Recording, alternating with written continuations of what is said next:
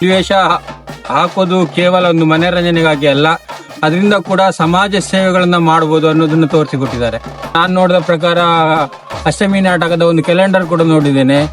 ಎಲ್ಲಾ ದಿನಾಂಕಗಳು ಕೂಡ ಬುಕಿಂಗ್ ಆಗಿವೆ. ಅದೇ ಇದರಿಂದಾಗಿ ತುಳುನಾಡಿನಲ್ಲಿ ಹುಲಿವೇಷದ ಬಗ್ಗೆ ಒಳ್ಳೆ ಮಾಹಿತಿಯನ್ನು ಕೊಟ್ಟಾಗ್ತದೆ.